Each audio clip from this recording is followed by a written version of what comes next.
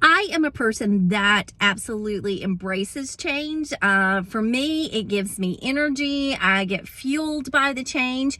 But as I get older, I sometimes will catch myself being in a fixed mindset and not being open-minded to a new way of doing things. But here's the thing. If you continue to have a fixed mindset and you don't want to do this and you don't want to do that because you want it to be like it was back in the day, the chances are you're missing out on some incredible things just because you will not be open-minded to even try to hear another point of view, to entertain a different way of doing things.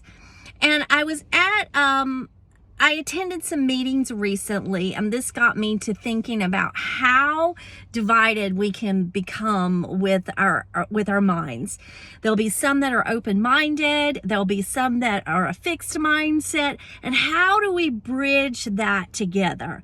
See, the thing is that our society is multicultural, it is multi-generational, and we are seeing subtle shifts and big shifts from the way we used to do things to the way we do things now, to what was unacceptable back in the day and what is acceptable now.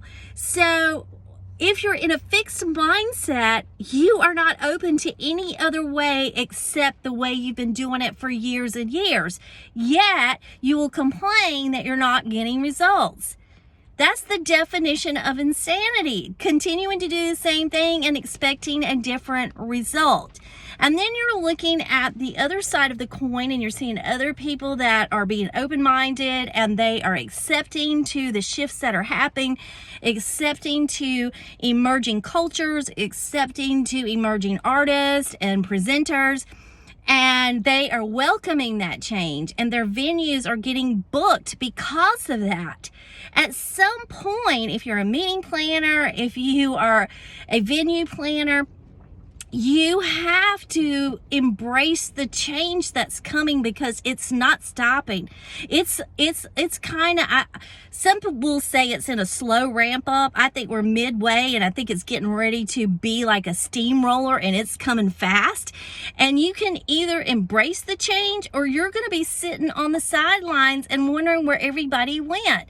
People want something different. They want something fresh. They want to be stimulated and it not be the same old format with the same heavy hitters that you've had before. It can be a blend of the old and the new. It can be a blend of the fresh and the exciting and also more of the subtle calming. You can do it where it speaks to all generations. Let me tell you, I follow the trends. I'm very much one that watches I have a situational awareness of what's going on. I love change. I love meeting new people that have a fresh perspective. I am still growing in my career as a speaker, as a consultant. I absolutely love for those moments that I can suck up that energy and that knowledge from somebody that has given it in a different perspective.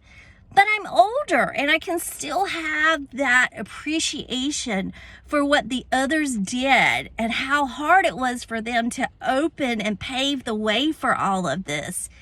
So you have to look at it now. We know that a lot in our industries now, we're aging out. The people that were doing things for so long now, they're getting to the point where they're ready to retire, but they're still wanting to book and still follow that same old platform.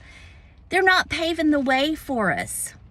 So where do we go? Where do the people that are like me and other people that have a different mindset, that have a different way we're going to present, where do we go? Do we create our own, or do we still try to break into the industry that has such a tight box that we can never seem to even be recognized for our differences?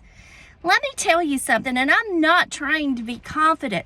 I'm not the best speaker. I'm still learning in this industry, but I promise you, I have a lot to offer, and there are a lot of other young and upcoming speakers that have a lot to offer. There is a lot of artists, singers that are being scouted and found on YouTube because they're different. They're fresh. They attract that millennial, that young group that's looking for that fresh vibe.